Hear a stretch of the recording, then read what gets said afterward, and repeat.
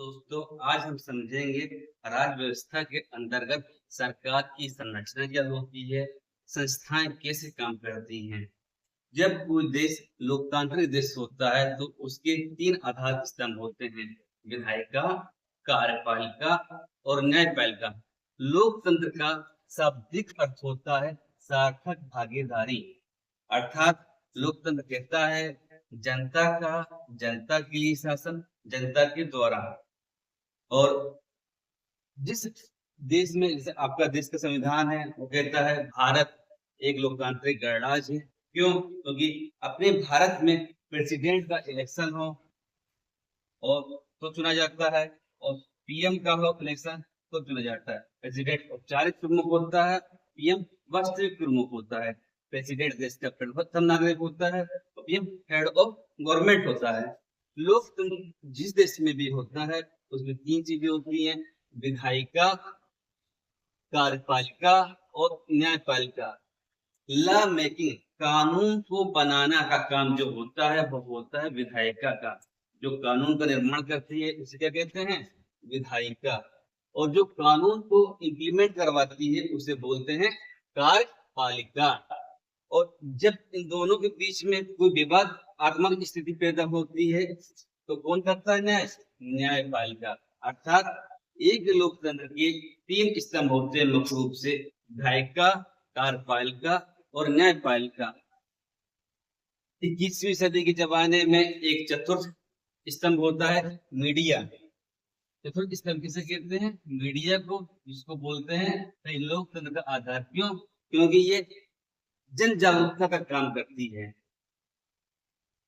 सरकार के तीन अंग होते हैं, विधायिका, कार्यपालिका, न्यायपालिका। सरकार तीन प्रकार की है, केंद्र सरकार, राज्य सरकार, जिला सरकार। अब केंद्र सरकार के अंतर्गत जो विधायिका कानून बनाएगी वो कौन बनाता है? संसद। संसद के अंतर्गत लोकसभा होती है और राज्यसभा भी होती है। संसद किन चीजों से मिलकर बनती है? प्रेसिडेंट, लोकसभा और राज्यसभा से।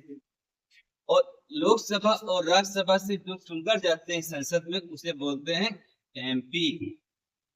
एमपी मतलब मेंबर ऑफ पार्लियामेंट, यानी कि हिंदी में सांसद। चाहे लोकसभा का हो या राज्यसभा का हो। लोकसभा निम्न सदन कहलाती है। लोकसभा लोकप्रिय सदन होगी क्योंकि इसके जो एमपी होते हैं वो जनता के द्वारा चुने जाते हैं। जैसे आपने देखा होगा प्रधानमंत्री का इलेक्शन हुआ था 2024 में। 2024 के जो चुनाव हुआ था, आपने वोट डाला अपने आसपास के सांसद को जो आपके क्षेत्र पे है। वहां पे अपने आप मोहब्बत में जानते हैं, महोबा और हमीरपुर की बेल्ट में एक ही सांसद होते हैं। तो अब इन सांसदों को चुन के भेजते हैं और लोकसभा में जाते हैं। और इसी कारण इसको हम लोग बोलते हैं लोकसभा को लोकप्रिय सदन और यह निम्न सदन। वहीं राज्यसभा, राज्यसभा विद्वानों की एक सभा होती है। इसके जो सांसद होते हैं अप्रत्यक्ष चुनाव होता है इनका। ये लोग मिलके देश के लिए कानून का निर्माण करते हैं और इनके कानून के निर्माण को इम्प्लीमेंट कौन करवाएंगे? कार्यपालिका के अंतर्गत जो प्रेसिडेंट होता है वह होता है आपका हेड ऑफ नेशन, यानी कि राष्ट्र का प्रमुख। इसी को हम बोलते हैं देश का प्रथम नागरिक कौन? प्रेसिडेंट। और जो हेड ऑफ गवर्नमेंट होता है यानी शासन का प्रमुख, उसे बोलते हैं पीएम, प्रधानमंत्री। और प्रधानमंत्री की मदद के लिए होती है एमओसी, मिनिस्टर ऑफ काउंसिल, यानी मंत्री परिषद। क्या होती है? मंत्री परिषद। ये काम करती है किसके लिए? इसके पीएम के लिए। अब इन्होंने जो नियम बनाया और इन्होंने इम्प्लीमेंट किया, अब दोनों में कोई डिस्ट्रीब्यूट होता है तो कौन करेगा जस्टिफाई? जस्टिस कौन करेगा? न्यायपालिका, सुप्रीम कोर्ट। हमारे देश में जो कोर्ट होते हैं, सबसे ऊपर कौन सा कोर्ट होता है? Supreme court. उसके नीचे कौन सा होता है? High court. उसके नीचे होता है लोअर कोर्ट या डिस्ट्रिक्ट कोर्ट या सबऑर्डिनेट कोर्ट। किसे बोलते हैं? इसको लोकल सबऑर्डिनेट कोर्ट बोलते हैं। ऐसे बोलते हैं सबऑर्डिनेट कोर्ट। तीन होते हैं। अब इनके बीच में जो भी विवाद होगा कौन हो जाएगा? न्यायपालिका। एग्जाम्पल के साथ समझिए, जैसे केंद्र सरकार ने नियम बनाया कि भैया नोटबंदी होगी। क्या होगी? नोटबंदी का नियम। 8 नवंबर सन 2016 को जो हेड ऑफ नेशन है वो डिक्लेरेशन करते हैं, घोषणा करते हैं, भाई आपके यहाँ पे भारत में 500 2000 के नोट नहीं बंद होंगे। नियम किसने बनाया? संसद ने। अब कोई उद्योगपति या किसी को कहीं कोई दिक्कत है, कोई समाज में एक व्यापकता आ रही, अराजकता फैल रही है, न्याय कौन करेगा? अब इस नियम की समीक्षा कौन करेगा? सुप्रीम। यानी कि नियम ये बना रहा है, लागू ये कर रहा है, ये कर रहा है। दूसरा एग्जाम्पल, गवर्नमेंट ने कहा जम्मू कश्मीर से धारा 370 को रिमूव करना है। बनाया किसने? संसद ने। लागू किसने किया? कार्यपालिका ने। अब यदि जम्मू कश्मीर में जो पार्टियां चल रही हैं, चाहे उमर शेख मिर्जा की हो या है या मलिक मोहम्मद की हो, किसी भी पार्टी को कोई दिक्कत है, वो कहाँ जाएगा? Supreme court. या इसके अलावा SC/ST एक्ट लाया गया। SC/ST एक्ट आप जानते हैं कि अपने देश में SC/ST के लिए कई प्रावधान है। आपकी भारतीय संविधान में जो 12 अनुसूची है, उसकी 5वीं और 6वीं अनुसूची को कहती है। 5वीं अनुसूची में कहा गया है SC/ST के प्रशासन और नियंत्रण का उल्लेख, और 6वीं अनुसूची में कहा गया है असम, पूर्वोत्तर के जो राज्य है असम, मेघालय, त्रिपुरा, मिजोरम में ST की प्रशासन और नियंत्रण का उल्लेख करना है। हम लोग संवैधानिक संस्था में SC कमीशन, ST कमीशन पढ़ते हैं। अब इससे संबंधित किसी प्रकार का कोई कानून आया, वो बनाया कहाँ जाएगा? आपके संसद में। और संसद को हम लोग क्या बोलते हैं? कानून का मंदिर, कानून का टेम्पल या मंदिर। यहाँ पे जो नियम बनाए जाएंगे, लागू कौन करवाएगा? कार्यपालिका। ठीक उसी प्रकार केंद्र सरकार के नीचे राज्य सरकार। ये अपने भारत का जो राजनीतिक विभाजन है वो क्या है? केंद्र, राज्य और फिर जिला। अब राज्य सरकार में अपने यहाँ पे जो 28 स्टेट हैं, सबके यहाँ अपने विधानमंडल हैं। वहां पे राज्य विधानमंडल में दो चीजें होती है, एक MC और एक LC, यानी मेंबर ऑफ काउंसिल और लेजिस्लेटिव ऑफ काउंसिल। इससे जो बनते हैं MLC बनते हैं, जिसका फुल फॉर्म होता है member legislative of council. LC के अंतर्गत होते हैं मेंबर लेजिस्लेटिव ऑफ असेंबली, यानी कि विधायक, विधायक होते हैं। और यहाँ पर कार्यपालिका में जो गवर्नर होता है वो क्या कहलाता है? स्टेट का हेड। क्या कहलाएगा? आपका स्टेट का हेड ऑफ स्टेट। और जो CM होगा वो क्या कहलाएगा? Head of government. और इसकी मदद करने के लिए क्या होगा? केंद्र सरकार की तरफ MOC, यानी मिनिस्टर ऑफ काउंसिल। जो ये राज्यपाल होता है, राज्यपाल एक एजेंट की भूमिका में होता है। और राज्यपाल एजेंट की भूमिका में होता है, राज्य में घटना घट होती है, केंद्र को रिपोर्ट करता है, और यहाँ पे उसका स्टेट का हेड है। और यहाँ पे CM है। CM आपके क्या है? वास्तविक प्रमुख। अब यदि यहाँ पर कोई विवाद होता है तो फैसला कौन सुनाएगा? आपका हाई कोर्ट फैसला सुनाएगा। जैसे यूपी सरकार ने नियम बनाया, यूपी सरकार ने नियम बनाया, योगी सरकार ने, कि भाई गवर्नमेंट ऑफिस जो है, गवर्नमेंट ऑफिस के जो गवर्नमेंट एम्प्लॉय हैं, वो गुटखा, बीड़ी, धूमपान वगैरह करके ऑफिस नहीं जाएंगे। अब नियम बन गया। अब नियम को इम्प्लीमेंट कौन करवाएगी? कार्यपालिका करवाएगी। अब उनमें से कुछ मुठाधीश टाइप के व्यक्ति हैं जो 10 साल 20 साल की नौकरी से कर रहे हैं, 10 साल 20 साल से नौकरी कर रहे हैं, अपने आप को बाबा महीम मठाधीश मानने लगे हैं। अब वो बोलते नहीं भाई हम ये कानून नहीं मानेंगे। तब योगी साहब या कार्यपालिका क्या कहेगी? वो दिक्कत नहीं, आपको कानून नहीं मानना है, आप कहाँ जाइए? न्यायालय पे जाइए। न्यायालय कौन करेगा? यहाँ पे हाई कोर्ट करेगा। इसी प्रकार दूसरा नियम यदि कोई बनाया, जैसे अभी हाल ही में चर्चा चल रही है स्कूलों का विलय, प्राइमरी जो स्कूल चल रहे हैं, प्राइमरी स्कूलों में बच्चों की संख्या नहीं है, उनका विलय करने की बात हो रही है। अब यदि किसी को कहीं कोई दिक्कत है तो कहाँ जाएगा? हाई कोर्ट पे जाएगा भैया। या सरकार, अब सरकार के खिलाफ नहीं जा सकता, क्यों? क्योंकि सरकार का हेड है। अब न्याय का दरवाजा कौन है? High court. आपको कोई भी तकलीफ, कोई भी दिक्कत हो रही है तो आप यहाँ पे जाइए। ये आपके जो नियम बना है उसकी समीक्षा करेंगे कि क्या नियम सही है या क्या नियम गलत है। ठीक इसी प्रकार का जो अगर जिला सरकार होता है, जिला सरकार में आप देखते हैं कि हम लोग रह रहे हैं। अब हम लोगों के लिए जिला जो होता है गांव से बना है, गांवों के आसपास से गांव की तहसील बनी, तहसील से जिला बन रहा है, यहाँ के लोग निवास कर रहे हैं। अब यहाँ के लिए कौन कानून बनाएगा? मान लीजिए मोहब्बत के पास कोई गांव है पचपेरा, वहां का एक कोई कानून है, वहां का नियंत्रण करने के लिए आपका संसद या विधानमंडल तो आएगी नहीं कानून बनाने, वहां पे कौन बनाएगा आपका? वहां पे पंचायतें होती है, नगर पालिकाएं होती है। रूरल एरिया में जो होता है, ग्रामीण क्षेत्र में किसने क्या काम करती है? पंचायतें। ग्रामीण क्षेत्र में काम क्या करेंगी? पंचायतें। और शहरी क्षेत्र जो होते हैं, शहरी क्षेत्र में काम करती है आपकी नगर पालिका। शहरी क्षेत्र में क्या काम करेगी? नगर पालिका। और अब यहाँ पे कार्यपालिका का काम कौन करेगा? आपका डिस्ट्रिक्ट मजिस्ट्रेट, जिसको आम भाषा में बोलते हैं डीएम या आईएएस ऑफिसर। एमपी और राजस्थान जैसे राज्यों में इसी डीएम को बोला जाता है डिस्ट्रिक्ट कलेक्टर। ये काम करेंगे। अब यहाँ पे कुछ दिक्कत होती है तो कहाँ पे जाएंगे? निचली अदालत में। निचली अदालत में जाएंगे। जैसे एग्जाम्पल टाइम पे कोरोना में आप देखिए 2020 में जब कोरोना आया था, कोरोना में किस मोहल्ले से किस एरिया से कौन से पेशेंट निकल रहे हैं, अब कानून बनाया गया कि भाई जोन में डिवाइडेड कर दीजिए एरिया को।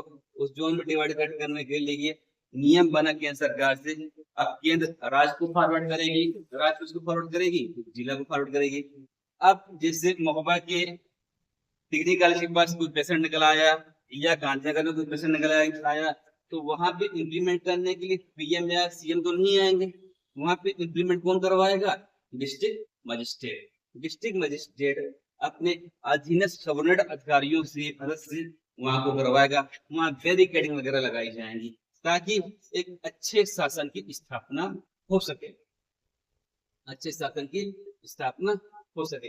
अब यहाँ पे हम जानने का प्रयास करेंगे कि ये रूरल जो होता है वो कैसे बनता है और अर्बन के बारे में कैसे बनता है। ग्रामीण क्षेत्र में, रूरल एरिया में जो पंचायतें होती हैं, ग्राम पंचायत होती है, ब्लॉक पंचायत होती है, ग्राम पंचायत होती है, ब्लॉक पंचायत होती है और जिला पंचायत होती है। ये 3 पंचायतें होती हैं। जैसे ग्राम पंचायत में कई गांव हैं, मान लीजिए 7-8 गांव हो। इन गांव से किसको चुनेंगे आप? प्रधान को। और ये कई गांवों में से 8 गांव है, मान लीजिए ये 4 ब्लॉकें हो गई। ये डिपेंड करता है ब्लॉक का निर्माण की गांव ये किस जनसंख्या के गांव है, किसकी संख्या।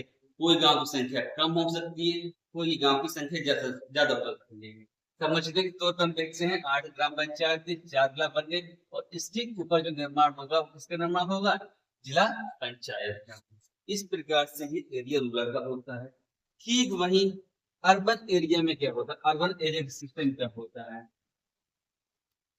अक्सर आप लोग देखते होंगे कि शहरों के बाहर जब शहर में किसी शहर में प्रवेश करते हैं तो लिखा रहता है कि फला शहर की नगर पालिका आपका स्वागत करती है। एग्जाम्पल के तौर पे महोबा शहर की नगर पालिका आपका स्वागत करती है, लखनऊ नगर निगम आपका स्वागत करता है, कानपुर नगर निगम आपका स्वागत करता है। आखिर ये नगर पालिका नगर निगम का अर्थ क्या होता है और किस आधार पर डिवाइडेड करते हैं, क्लासिफिकेशन करते हैं कि ये एरिया नगर पालिका के अंतर्गत आता है या ये एरिया नगर निगम के अंतर्गत आता है। जिस शहर की शहरी जनसंख्या, कौन सी जनसंख्या? शहरी जनसंख्या 10 लाख से अधिक है तो क्या कहलाएगा? नगर निगम। जिस शहर की शहरी जनसंख्या 10 लाख से अधिक है वो कहलाएगा नगर निगम, और जिस शहर की शहरी जनसंख्या 10 लाख से कम है वो क्या कहलाएगी? नगर पालिका। अब शहरी जनसंख्या का मतलब क्या है? अब ऐसे देखें कि भाई सब यूपी में 75 जिलों में सबसे कम जनसंख्या वाला जिला कौन सा है? आपका अपना महोबा। अब यदि महोबा के आसपास के गांवों को सबको मिला, यदि महोबा जिले की बात करें तो 10 लाख से जनसंख्या ऊपर है। इस प्रकार यूपी की 75 डिस्ट्रिक्ट की सभी की जनसंख्या 10 लाख प्लस हो जाएगी। पर बात किसकी की जा रही है? शहरी निकाय की। शहरी निकाय का अर्थ होता है जहां पे प्रॉपर शहर बसा हुआ है, ये नहीं जैसे मोहब्बत की बात कर रहे हैं, प्रॉपर शहर, आपका मार्केट, आपकी बस्तियां, आसपास के गांव को शहरी जनसंख्या में हम शामिल नहीं करते हैं। जैसे आपके आसपास के गांव सूबा, पचपहरा, श्रीनगर, इसको आप शहरी जनसंख्या में शामिल नहीं करेंगे। क्यों? क्योंकि ये आपकी जो अर्बन में है फार्मूला, अर्बन में फार्मूला लग रहा है शहरी निकाय का, अर्थात जिस शहर की शहरी निकाय जनसंख्या 10 लाख से कम होगी वो नगर पालिका कहलाएगा। जैसे भोपाल, जिस शहर की जनसंख्या 10 लाख से अधिक होगी वो नगर निगम कहलाएगा। जैसे झांसी, कानपुर, गाजियाबाद, इलाहाबाद, तमाम ऐसे क्षेत्र। अब इन दोनों के बीच में नगर पंचायत होती है। आखिर ये नगर पंचायत होती क्या है? वह क्षेत्र जो ना तो पूरी तरह शहर है, ना तो पूरी तरह गांव रखा है, यानी ना तो पूरी तरह वो पिछड़ा क्षेत्र है और ना ही तो पूरी तरह वो क्या है, उभरा हुआ यानी विकसित क्षेत्र है। यानी कि ना शहर ना गांव, उस क्षेत्र को बोलते हैं नगर पंचायत। यानी कि उस जगह पे बेसिक सुविधाएं तो आपको मिल जाएंगी पर एडवांस सुविधाएं नहीं मिल पाएंगी आपको। क्या बोलेंगे उसको? नगर पंचायत। समझ में आया? नगर निगम, नगर पंचायत, नगर पालिका क्या कहलाता है? अब कार्यपालिका के तौर पर काम कौन करेगा? जैसे मैंने अभी बताया, यदि कहीं भी बैरिकेडिंग लगानी है, कोई कानून आपको लागू करना है, केंद्र सरकार या राज्य सरकार का जमीनी स्तर पे कोई कानून लागू करना है, तो कौन करेगा? जिला प्रशासन करेगा। जिला प्रशासन में यदि अब डीएम पूरा काम करने लगेगा तो उसके लिए सतर्क हो जाएगा। डीएम के मदद के लिए प्रशासनिक विभाग तमाम होते हैं और भी चीज होते हैं। जैसे अपने उत्तर प्रदेश में डीएम को डिस्ट्रिक्ट मजिस्ट्रेट बोलते हैं, वहीं एमपी और राजस्थान में डिस्ट्रिक्ट कलेक्टर बोलते हैं। इसके नीचे एडीएम होता है, एडिशनल डिस्ट्रिक्ट मजिस्ट्रेट और असिस्टेंट कलेक्टर। इसके नीचे एसडीएम होता है, sub divisional magistrate. Sub divisional magistrate के नीचे जो कि तहसील लेवल पे होता है तहसीलदार होता है। तहसीलदार के नीचे एमपी नायब तहसीलदार होता है और नायब तहसीलदार के नीचे आपका कानूनगो होता है जिसको हम बोलते हैं रेवेन्यू इंस्पेक्टर। क्या होता है? हिंदी बोलते हैं कानूनगो और इसको बोलते हैं रेवेन्यू इंस्पेक्टर। और इसके नीचे जो काम करते हैं उसको कहते हैं लेखपाल और पटवारी। एमपी राजस्थान में पटवारी और अपने यहाँ पे लेखपाल। जो पूरा जो ये आपका एडमिनिस्ट्रेटिव स्ट्रक्चर है वो क्या करवाएगा? केंद्र और राज्य की योजनाओं को इम्प्लीमेंट करेगा। यहाँ पे जमीनी स्तर पे इम्प्लीमेंट करेगा जिससे आम जीवन अच्छे से स्टेब्लिश हो सके और आम लोगों को न्याय मिल सके, शासन मिल जाए और एक अच्छे सभ्य समृद्ध समाज का निर्माण हो सके। यहाँ पर एक चीज हो गई संरचना पे। अब आपके ये आता है कि भाई कोई कानून को लागू करने के लिए आपका ये लागू करेंगे, इस प्रकार इस सरकार काम करती है। अब सरकार जब भी काम कर रही है तो सरकार को काम करने के लिए संस्थाओं की जरूरत पड़ेगी। सरकार जब ये काम करती है तो संस्थाओं की जरूरत पड़ेगी। अब देखिए आपके पास 2020 में जब लॉकडाउन था उस समय बहुत ज्यादा लोग डीएम मतलब आईएएस की पावर हो जाने, क्योंकि लॉकडाउन के समय पे पावर किसके हाथ में आ गई थी? या तो आईएएस के हाथ पे या आईपीएस के हाथ पे पावर सबसे ज्यादा थी जिला लेवल की। लोगों ने आम जनजीवन में देखा अपने ही एक आईएएस अधिकारी, एक आईपीएस अधिकारी के अंदर क्या पावर्स होती है, कैसे वो चीजों को कंट्रोल करता है। इसी का लोगों का यूपीएससी के प्रति और रुझान पड़ा और रुझान बढ़ा। किसी भी सरकार को चलाने के लिए जरूरी होती है वहां की नौकरशाही, उस जगह की नौकरशाही कहलाती है। आईएएस जैसे पद को जब ब्रिटिश हुकूमत अपने यहाँ चला करती थी तो लॉर्ड कॉर्नवालिस को एहसास हुआ कि यह व्यक्ति जो है आईएएस का, इसके अंदर ज्यादा पावर्स होना भी इसको तानाशाह पैदा कर देगी, क्योंकि उस समय क्या था, देश गुलाम था। एक सभ्य समाज के लिए अच्छा सुशासन चाहिए होता है जिसके आधार स्तंभ ये होते हैं। चतुर्थ स्तंभ जो होता है मीडिया होता है। मीडिया का काम वही होता है कि आम जनजीवन की लोगों की समस्याओं को शासन तक पहुंचाना या विधायक तक पहुंचाना और लोगों को जागरूक करना, उनको जागरूकता लाना ताकि वो मुख्य धारा में अपने शामिल हो सके। अब सरकार को चलाने के लिए संस्थाओं की जरूरत पड़ती है। आखिर ये संस्थाएं होती क्या है, एक संस्थाएं काम कैसे करती हैं? तो जो संस्था होती है, संस्थाएं दो प्रकार की होती हैं। संस्थाएं कितने प्रकार की होती हैं? दो प्रकार। कौन कौन सी? संवैधानिक संस्था, संवैधानिक संस्था, दूसरा वैधानिक संस्था। कौन सी संस्था? दूसरी वैधानिक संस्था। संवैधानिक संस्था का अर्थ होता है ऐसी संस्था जिसका उल्लेख संविधान में दिया गया हो, संवैधानिक संस्था कहलाती है। ऐसी संस्था जिसका उल्लेख संविधान में दिया गया हो क्या कहलाएगी? संवैधानिक संस्था। जैसे इलेक्शन कमीशन, चुनाव आयोग, CAG, control advocate general of India, UPSC, union public service commission, SPSC, state public service commission. इसके अलावा आपका महान्यायवादी, महाअधिवक्ता, attorney general of India, advocate general of India, finance commission, महान्यायवादी, महान्यायवादी, महाअधिवक्ता। महान्यायवादी क्या कहलाता है? भारत सरकार का प्रथम वकील। महाअधिवक्ता क्या कहलाता है? राज्य सरकार का प्रथम वकील। इसके अलावा finance commission, SC ST commission, SC ST commission. वही ये सब क्या है? आपकी संवैधानिक संस्था। वही वैधानिक संस्था क्या कहलाते हैं? ऐसी संस्थाएं जिनका उल्लेख संविधान में नहीं दिया गया है, कानून या मंत्रिपरिषद द्वारा इनका निर्माण किया गया है, इनको क्या बोलते हैं? वैधानिक संस्था। जैसे NCW, national council of women, यानी राष्ट्रीय महिला आयोग। इसके अलावा NIA, नेशनल इन्वेस्टिगेशन एजेंसी। इसके अलावा NHRC, national human right commission. और आपका आता है नीति आयोग।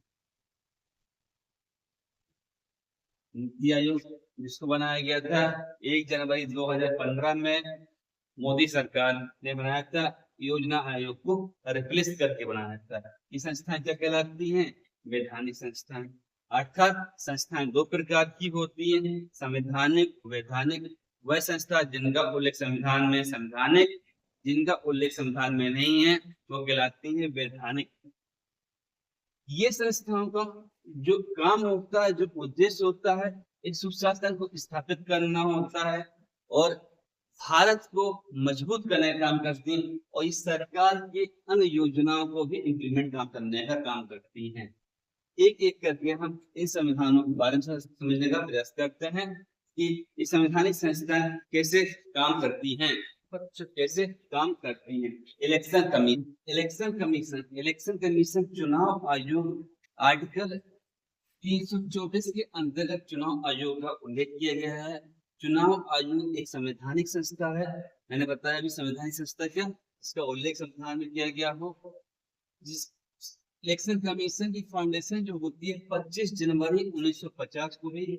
इलेक्शन कमीशन, चुनाव आयोग संसद, विधानमंडल, प्रेसिडेंट, उप प्रेसिडेंट के चुनावों का देखरेख करता है।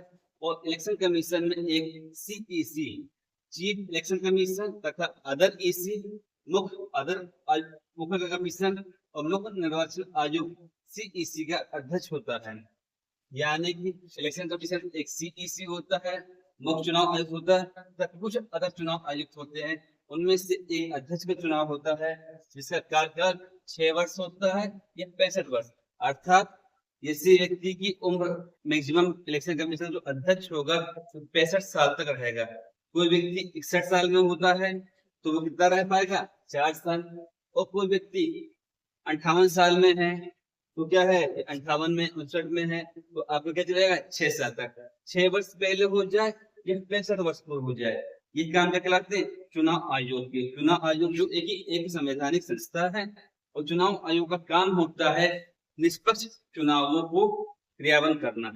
पर समय समय के साथ साथ इस चुनाव आयोग पर विभिन्न पार्टियों ने आरोप लगाया है कि ये पक्षपातपूर्ण चुनाव करती हैं और ये जो सत्तारूढ़ सरकार होती है उसके अनुसार कार्य करती है। जैसे अभी हाल ही पे 27 फरवरी 2025 को पश्चिम बंगाल की मुख्यमंत्री ममता बनर्जी ने ये कहा था कि जो मतदाता पत्र है, मतदाता कार्ड है, उसमें कुछ खामियां हैं और इस पर एक अच्छी खासी बहस चली थी चुनाव आयोग को लेकर। दूसरी संवैधानिक संस्था आपकी CAG होती है। क्या होती है, ये control edit general of India. इसको क्या बोलते हैं, control edit general of India, महालेखा अधीक्षक। इसकी नियुक्ति आर्टिकल 148 में की गई है और केक का जो अध्यक्ष होता है उसकी नियुक्ति कौन करता है, प्रेसिडेंट।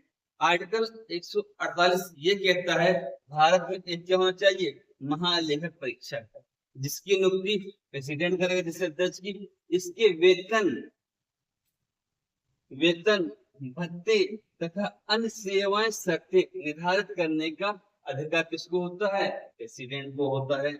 और केक का भी कार्यकाल चुनाव आयोग की तरह है, या तो 6 वर्ष या तो 65 वर्ष होता है। केक का जो अध्यक्ष होता है वो किस प्रकार से कार्य करता है, लोक वित्त संरक्षक के रूप में, अर्थात ये केंद्र और राज्य के व्यय का लेखा योजन करते हैं। यदि केक का अध्यक्ष त्याग पत्र देना चाहेगा तो किसको त्याग पत्र देगा, प्रेसिडेंट को त्याग पत्र देगा। केक का कार्य कराता है लोक वित्त संरक्षक के रूप में। केक प्रेसिडेंट के समक्ष अनुसूची 2 में दिए गए प्रारूप के अनुसार शपथ लेता है। हम सभी जानते हैं आपके भारतीय संविधान में कितनी अनुसूची हैं, 12, जिसमें निम्नलिखित वर्णन है। जैसे पहली अनुसूची क्या कहती है, भारत के 28 राज्य और 8 केंद्र शासित प्रदेश। दूसरी अनुसूची क्या कहती है, वेतन और भत्ते की चर्चा। तीसरी अनुसूची क्या कहती है आपकी, शपथ।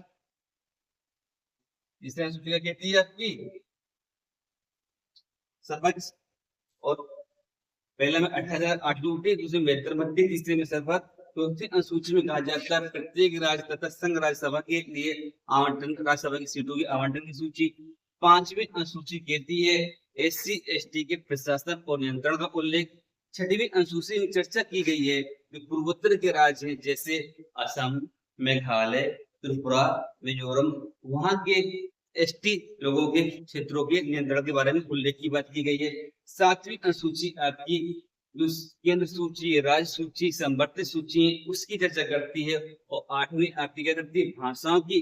9वीं भूमि सुधार की या जमींदारी उन्मूलन की। 10वीं अनुसूची क्या करती है, शपथ की। 11वीं अनुसूची पंचायती राज, जिसमें 29 विषय होते हैं। नगर पालिका में आपकी करती है 12वीं सूची, इसमें 18 विषय होते हैं।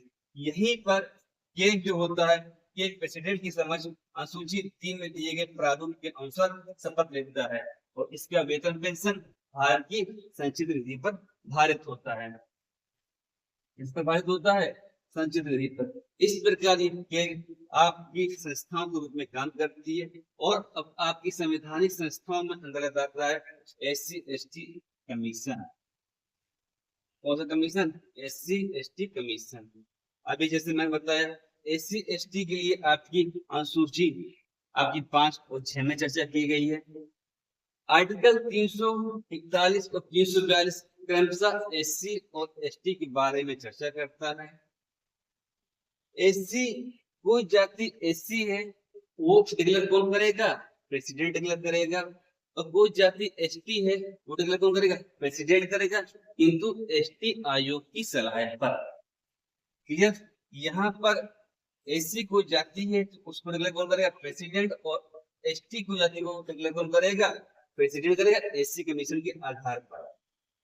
किसी भी जाति को घोषित करने का अधिकार किसके पास है, प्रेसिडेंट का।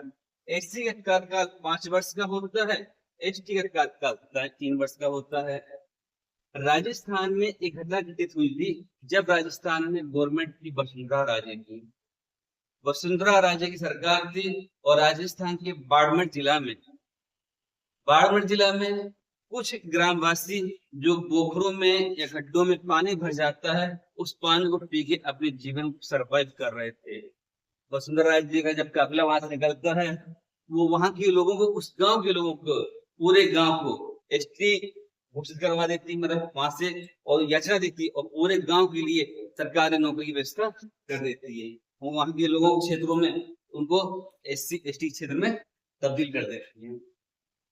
वहीं एक फाइनेंस कमीशन, जिसे बोलते हैं वित्त आयोग की चर्चा की जाती है आपके आर्टिकल 280। इसमें चर्चा की गई आपकी वित्त आयोग में आर्टिकल 280 में, और उसमें कहा गया है एक अध्यक्ष तथा 4 सदस्य होंगे, टोटल 5 सदस्य होंगे यानी। और जो आपका फाइनेंस कमीशन है, प्रत्येक 5 वर्ष का गठन किया जाएगा। मंत्री परिषद की सलाह पर कौन करेगा? आपका प्रेसिडेंट करेगा इसका, वित्त कमीशन का। जो ये संवैधानिक संस्थान है वो क्या काम कर रहे हैं? सरकार की संरचना को सुचारू रूप से चलाने के लिए। और एससी एसटी सदियों से भारत में मुख्य धारा के विकास में रह नहीं पाई है। इसलिए गांधी जी ने भी कहा था, जिस समाज में दबे कुचले वर्ग के लोग ऊपर होते हैं तो वह समाज अच्छा होता है। अम्बेडकर साहब ने तो अथक प्रयास किए और वर्तमान स्थिति हम लोग सब जानते हैं। अम्बेडकर साहब और गांधी जी, हम पढ़ेंगे तो अम्बेडकर साहब और गांधी जी की आइडियोलॉजी भी, विचारधारा यानी बातें भी, उनकी एससी एसटी में थोड़ा मतभेद होता है। अम्बेडकर साहब कहते हैं कि गांधी जी काम तो करते हैं एससी एसटी के लिए, लेकिन वो ऐसे काम करते हैं जैसे धूल उड़ जाती है और फिर पुनः धूल वहां बढ़ जाती है। ठीक, यहाँ पर बहरहाल सब, जब देश आजाद हुआ, और हम सब जानते हैं जब देश आजाद हुआ 15 अगस्त 1947 को, तो हम लोगों को भुखमरी, बेरोजगारी, कुपोषण, गरीबी मिली, जिसके नाते भारत में ही 2 स्थिति पैदा हो गई थी, इंडिया और भारत की असमानता के कारण। 1947 के पहले हम लोग फाइट कर रहे थे स्ट्रगल फ्रीडम की, और 1947 में हमने फाइट की है इक्वलिटी को लेकर। अब इन लोगों को मुख्यधारा में लाने का प्रयास किया जाता है। यहीं पर एक संवैधानिक संस्था और होती है जिसकी चर्चा की जाती है, महान्यायवादी, महाअधिवक्ता के रूप में। महान्यायाधीश अटॉर्नी जनरल ऑफ इंडिया होता है, जो कि आर्टिकल 76 में इसकी चर्चा की गई है। वही महाअधिवक्ता एडवोकेट जनरल ऑफ स्टेट होता है, इंडिया होता है, इसकी आर्टिकल 165 में चर्चा की गई है। महान्यायवादी केंद्र सरकार का प्रथम वकील होता है। महाअधिवक्ता राज्य सरकार का प्रथम वकील होता है। क्या होता है? राज्य सरकार का प्रथम वकील होता है। महान्यायवादी भारत सरकार का सर्वप्रथम अधिकारी है, यानी कि प्रथम वकील है। वही महाअधिवक्ता क्या हो जाएगा? राज्य सरकार का प्रथम वकील हो जाएगा। महान्यायवादी मंत्री परिषद का सदस्य नहीं होता, नियुक्ति प्रेसिडेंट के द्वारा होती है। महाअधिवक्ता की नियुक्ति राज्यपाल के द्वारा होती है। और महान्यायाधीश के पास बहुत ज्यादा पावर होती है। इसी प्रकार महाअधिवक्ता के पास, महान्यायवादी संसद की कार्रवाई में बोल सकता है, भाग ले सकता है, लेकिन मताधिकार का प्रयोग नहीं कर सकता है। यानी कि कोई कानून से लगे पेचीदा आ रहा और किसी ने सरकार का प्रथम वकील है, विपक्ष वाले कोई कुछ बोल पूछे तो पक्ष वाले कहेंगे भाई महान्यायवादी आप बताइए, बोलेगा, अपना वक्तव्य भी दे सकता है। यदि कोई बिल पढ़ने की जरूरत पड़ गई, उसके मत का आप इस्तेमाल नहीं कर सकते। ठीक वही महाअधिवक्ता भी राज्य सरकार का प्रथम वकील है। वो भी बोल सकता है, कार्रवाई में भाग ले सकता है, लेकिन अपने मताधिकार का प्रयोग नहीं कर सकता है। वेतन प्रेसिडेंट द्वारा निर्धारित होता है। समानता क्या होता है? सुप्रीम कोर्ट के न्यायाधीश यानी जज के समान होता है। भारत के राज्य क्षेत्र में सभी न्यायालयों में महान्यायवादी सुनवाई कर सकता है। और वहीं महाअधिवक्ता जिस राज्य का है महाधिवक्ता, उस राज्य के सभी न्यायालयों में जो लोअर कोर्ट है उनमें सुनवाई कर सकता है। जैसे मैंने यहाँ बताया, वेतन प्रेसिडेंट द्वारा निर्धारित होता है, समानता सुप्रीम कोर्ट के न्यायाधीश के समान महान्यायवादी का। महाअधिवक्ता का वेतन गवर्नर द्वारा निर्धारित होता है, समानता हाई कोर्ट के न्यायाधीश के समान। भारत के राज्य क्षेत्र के सभी न्यायालयों में सुनवाई कर सकता है ये जिस राज्य में महाअधिवक्ता है उस राज्य की जो लोअर कोर्ट्स हैं उनमें सुनवाई कर सकता है। इसमें संसद सदस्य की तरह सभी भत्ते एवं विशेष अधिकार होते हैं और महा अधिवक्ता में विधानमंडल के सभी सदस्य की तरह सभी भत्ते एवं विशेष अधिकार होते हैं।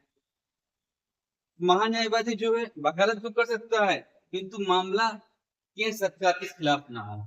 जैसे एग्जाम्पल के तौर पर देखिए, अभी हाल ही पे आपने देखा कि भारत पाकिस्तान का युद्ध हुआ, अमेरिका वालों ने हस्तक्षेप किया, सीजफायर किया, या कोई आपकी घुसपैठियों का मामला होता है। अब यहाँ का वकील वकालत करेगा, लेकिन आपका जो आपके राष्ट्र के जैसे केंद्र सरकार के खिलाफ ना हो, मामला केंद्र सरकार के खिलाफ ना हो। वहीं महाअधिवक्ता जो है महाअधिवक्ता आपका वकालत कर सकता है परंतु मामला राज्य सरकार के खिलाफ ना हो।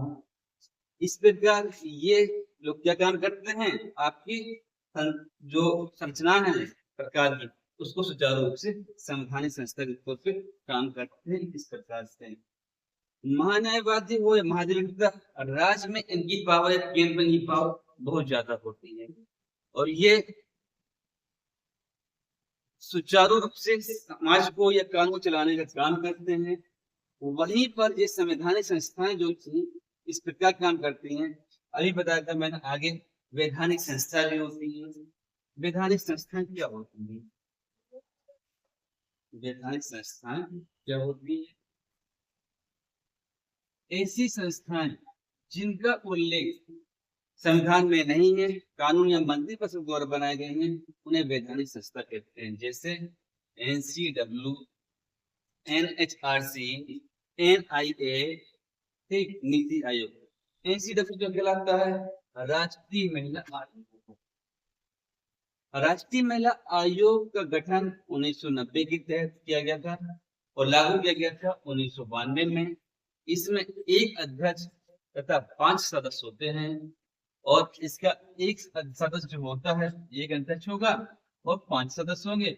इन 5 सदस्यों में से एक सदस्य SC या ST का होना अनिवार्य होता है। कार्यकाल 3 वर्ष के लिए होता है और नियुक्ति उनकी कौन करता है? प्रेसिडेंट। ये है आपका राष्ट्रीय महिला आयोग का शिक्षक।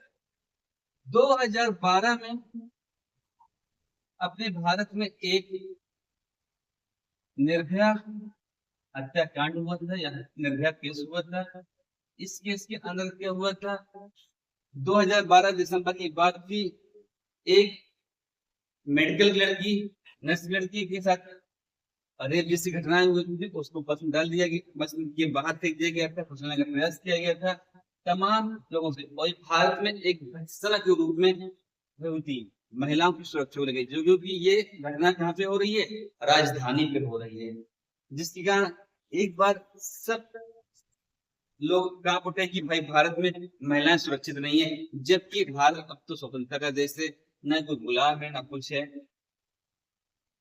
इन सब के चलते तमाम प्रकार के कानून बनाए गए जिससे कि महिलाओं को मजबूती हो जाए सके, सशक्त हो। राज्य सरकार, आपकी यूपी सरकार महिलाओं के लिए कई काम की है। इनके अलावा अक्सर एक आरोप लगता है, ये महिलाओं की सुरक्षा मामला होता है, हालांकि ये समाजशास्त्र में पढ़ाया जाता है कि वस्त्रों के कम पहनने से महिलाओं में ये सब वारदात होती हैं, घटनाएं होती हैं, रेप जैसी। लेकिन जिस तरह की खबरें आती हैं कि छोटी छोटी बच्चों के साथ भी घटनाएं घटित होती हैं, अब छोटे बच्चे को कपड़ों से लेन देन नहीं होता, ये मानसिकता को दिखाता है। हालांकि सामाजिक पहलू होता है, उस पर भारत सरकार काम भी कर रही है कि ये सब घटनाएं कम हो सकेंगी। NCW समझ में आ गया? NCW का मतलब क्या हो गया?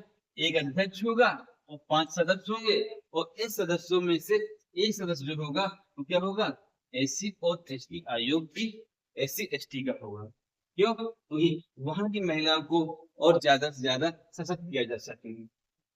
दूसरी वैधानिक संस्था है आपकी नीति आयोग। कौन सी संस्था वैधानिक दूसरी आयोग? नीति आयोग। नीति आयोग का गठन 1 जनवरी 2015 को किया गया था, योजना आयोग के स्थान पर। ने किया था नरेंद्र मोदी की सरकार ने किया था। नरेंद्र मोदी की सरकार ने बनाया था आपका नीति आयोग। नीति आयोग बनाया गया था। नीति आयोग जो बनाया गया था उसके पीछे कई उद्देश्य थे, जैसे राज्यों की सक्रिय भागीदारी को बढ़ावा मिल सके। नीति आयोग जो बनाया गया, नीति आयोग पीछे मोदी साहब के, बीजेपी या भारत सरकार का जो विजन था वो क्या था कि राज्यों की सक्रिय भागीदारी को बढ़ावा दिया जा सके। राज्य सक्रिय रूप से, इसका मतलब क्या है कि राज्य सक्रिय रूप से केंद्र और राज्य सरकारों के बीच में एक कोऑर्डिनेशन हो, समन्वय हो, ताकि मजबूती से योजनाओं का निर्माण किया जाए और उन योजनाओं को ग्राउंड लेवल पे क्रियान्वित किया जाए, यानी राज्यों की सक्रिय भागीदारी को बढ़ावा। दूसरा, सहयोगी पूर्ण संघवाद को बढ़ावा।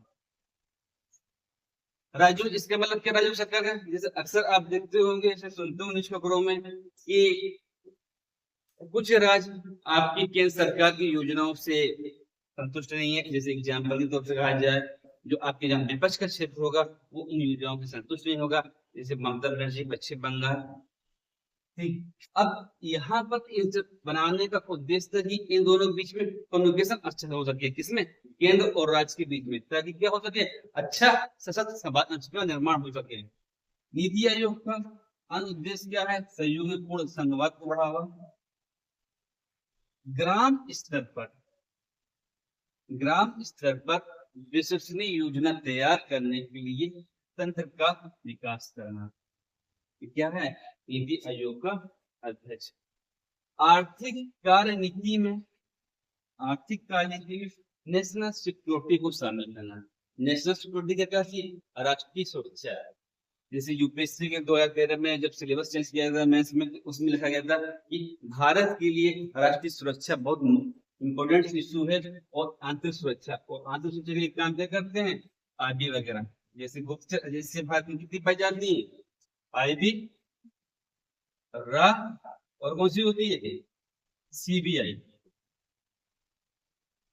जो आपने फिल्म देखी होगी एक था टाइगर, उसमें सलमान खान क्या बना रहता है, आईबी फिल्म का, आईबी का एम्प्लॉय। तो सिक्योरिटी को शामिल करना, जो कि बता सके कि आपस में कहाँ आतंकवाद को बढ़ाया जा रहा है। जैसे सन 2008 में मुंबई, जो 26 नवंबर 2008 की घटना थी मुंबई की, वो क्या थी, इंटरनल सिक्योरिटी का हिस्सा है, मतलब कि जो आपकी आंतरिक सुरक्षा थी उसमें सेंध लगाना।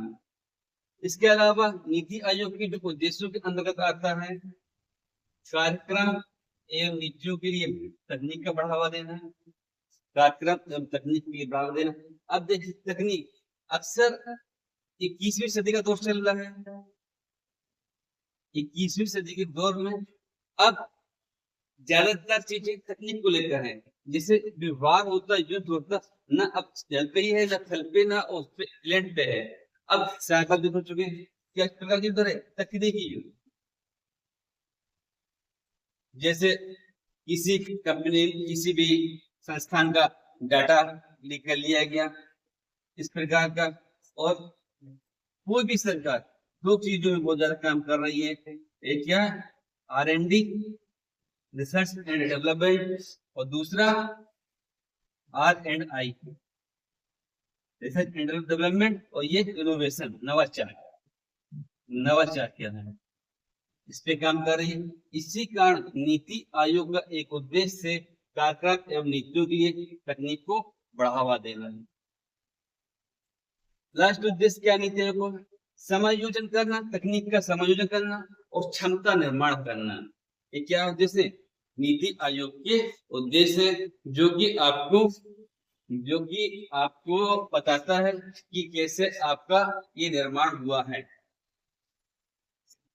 इस प्रकार आपका संस्थाओं में, संवैधानिक संस्था और वैधानिक संस्थाओं के अंतर्गत हमने देखा सरकार इसे मजबूती रूप से अपना काम करती है।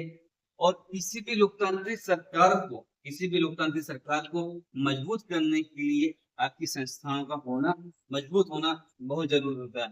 क्योंकि संस आप किसी भी समाज का निर्माण तभी कर पाएंगे जब आपके पास एक अच्छी खासी आपका आधारभूत स्तंभ स्ट्रक्चर हो और आपकी प्रशासनिक एक्टिविटी ज्यादा हो पाए। ठीक इसी प्रकार जैसे हमारे राष्ट्रपिता महात्मा गांधी ने ये भी कहा है कि कोई भी समाज तब ज्यादा अच्छा ग्रोथ करता है जब वहां के लोग अपना आप को मजबूत होते हैं।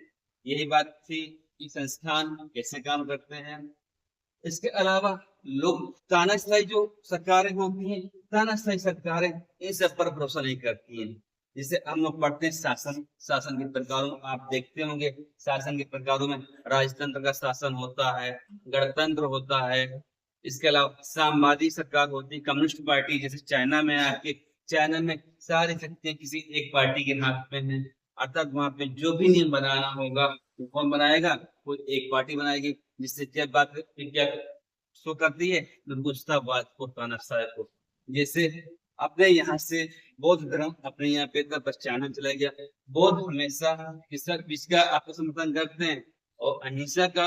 और ये लोग चाइना में इन लोगों को दबाया जाता है। एक बार पेपर में खबर निकली थी ये बुद्ध ही दबा लेके घूम रहे हैं। क्यों? क्योंकि वहां पे क्या है, कम्युनिस्ट सरकार। किसी भी समाज को सुचारू रूप से चलाने के लिए आपको कैसी सरकार चाहिए, लोकतांत्रिक सरकार। आपने अपने अन्य इतिहास में देखा, सद्दाम हुसैन जो इराक के प्रेसिडेंट थे, वो क्या थे, आपकी एक रूप से तानाशाही। उत्तरी कोरिया हो, ये सब क्या है, तानाशाही सरकार है। और अच्छे सरकार को चलाने के लिए, शासन को चलाने के लिए, किसी सभ्य समाज का निर्माण करने के लिए आपको क्या चाहिए कि आपका लोकतांत्रिक व्यवस्था हो। और लोकतंत्र आपका जो संविधान नहीं कहता कि हम भारत के लोग भारत को एक संपूर्ण प्रभुत्व संपन्न समाजवादी पंथ निरपेक्ष लोकतांत्रिक गणराज्य बनाने के लिए संकल्प होकर काम करते हैं। लोकतांत्रिक गणराज्य का अर्थ यही हो गया, भारत में अपना संविधान है, लोकतंत्र गणराज्य, जिसमें हम प्रेसिडेंट को भी चुनते हैं और पीएम को भी। पीएम क्या कहलाता है, आपका शासन का प्रमुख, और प्रेसिडेंट क्या कहलाता है, देश का प्रमुख। ये क्या होता है, औपचारिक, ये क्या होता है, वास्तविक। इसी प्रकार भारत में क्या है, संसदीय व्यवस्था।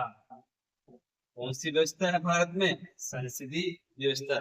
जो अभी हम लोग पढ़े लोकसभा राज्यसभा, यहाँ पर नियम कौन बनाएगा, जो जनता के द्वारा चुने हुए सांसद है, जो आपके जनता द्वारा चुने हुए विधायक है, वह आपके इस सब का निर्माण करेंगे। और एक सरकार को, लोकतांत्रिक सरकार को चलाने के लिए संस्थाएं अपना काम करती हैं। इसीलिए 21वीं सदी के दौर पे मीडिया को भी चतुर्थ स्तंभ कहा जाता है। अक्सर जो बात हो रही है कि भाई ये सरकार जो लोकतंत्र की, मैंने आधा स्तंभ बता दिया आपको, जो लोकतंत्र के मैंने